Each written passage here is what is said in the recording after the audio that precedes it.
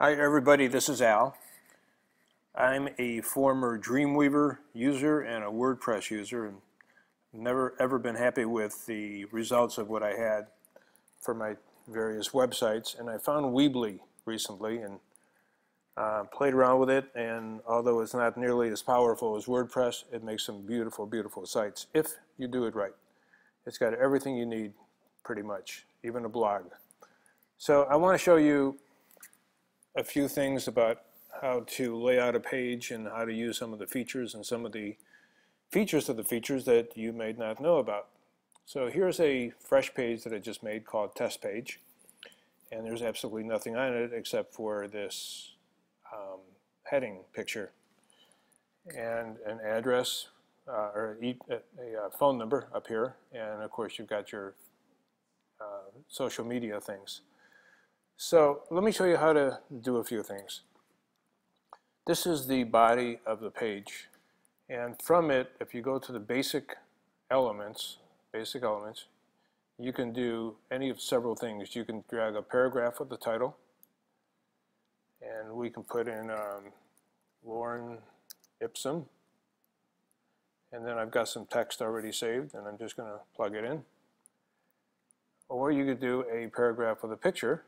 And if you notice when I drag it down, if you look at that orange line, that's critical. That shows you where this element is going. So we'll call this Lorem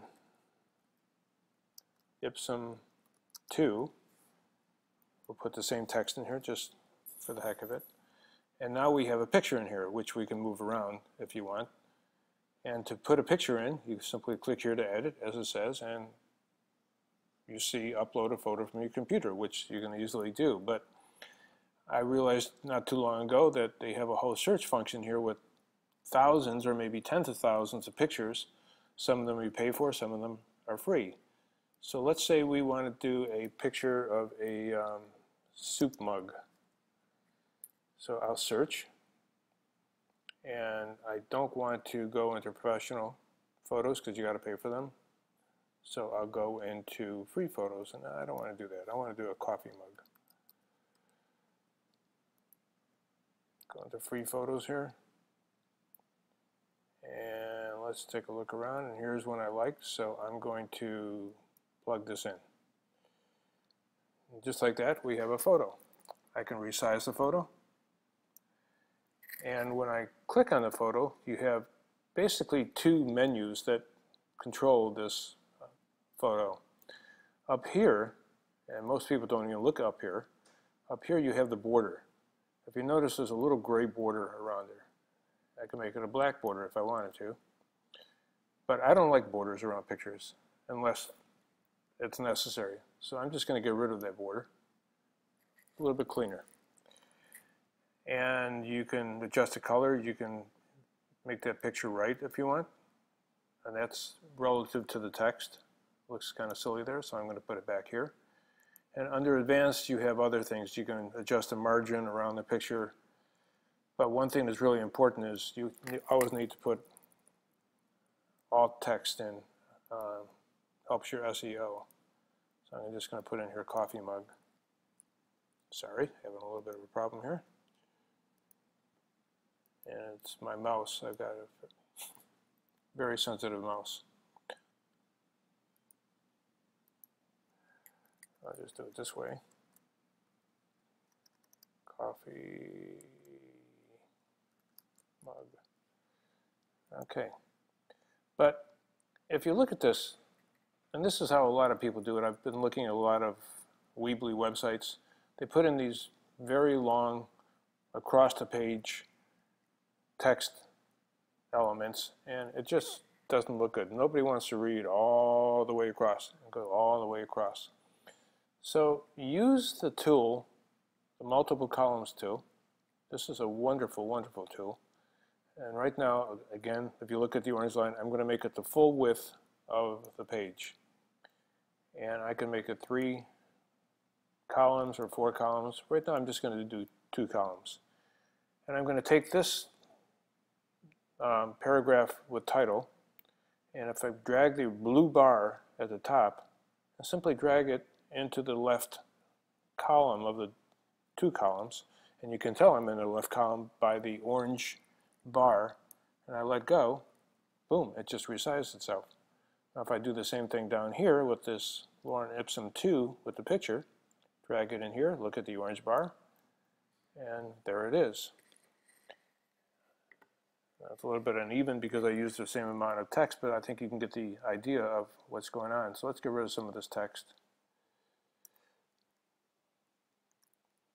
And we will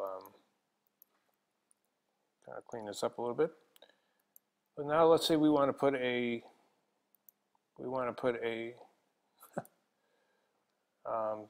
just a big picture down here, right underneath.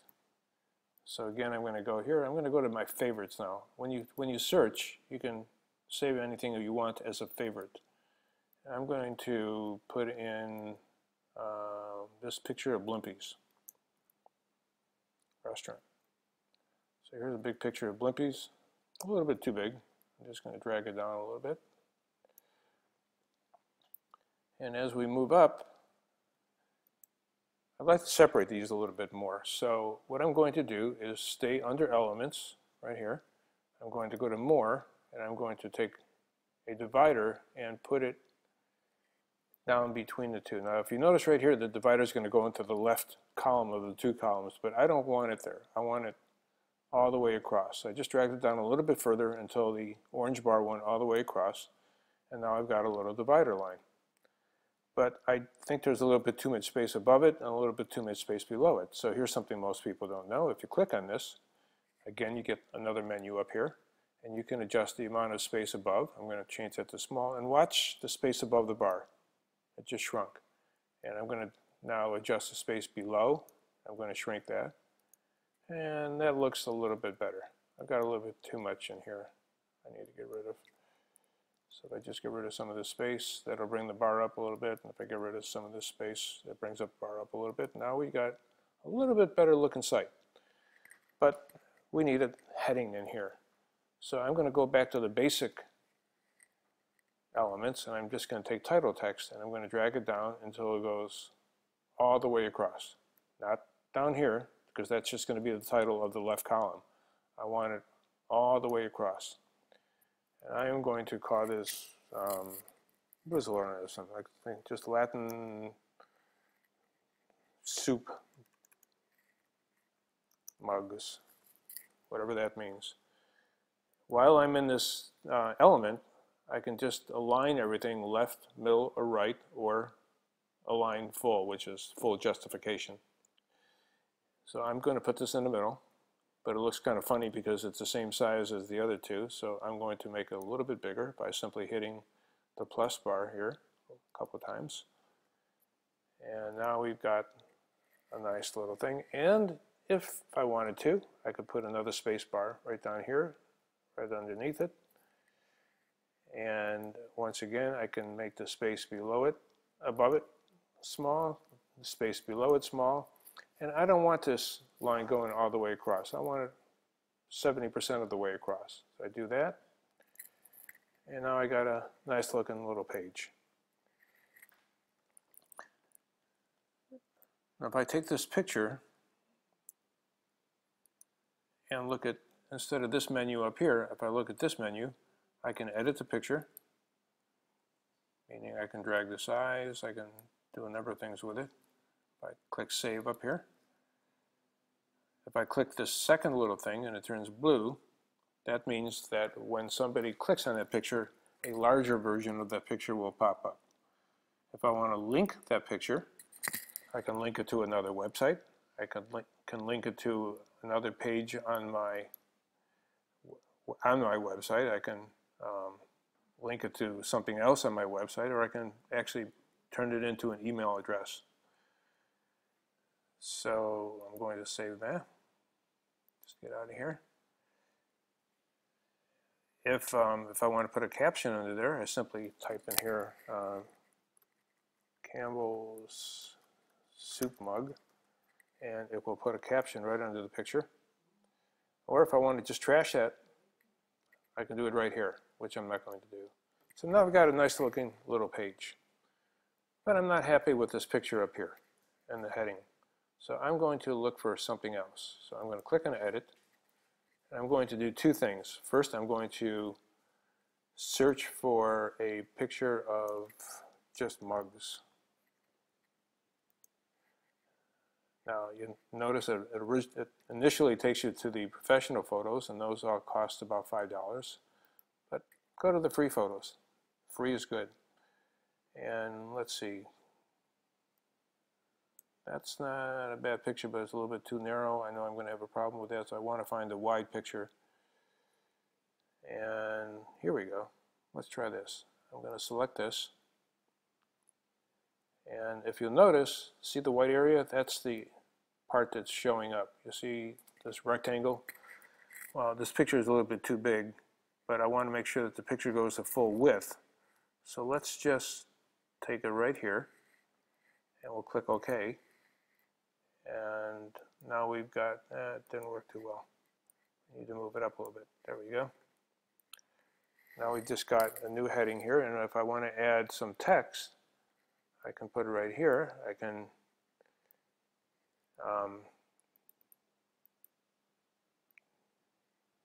type in here coffee mugs, and what you may not know is that if you hit return, you can add a second line, and soup mugs. I can change the look of it. That's kind of weird looking. I like these ones down here. I'm going to go to Beavis.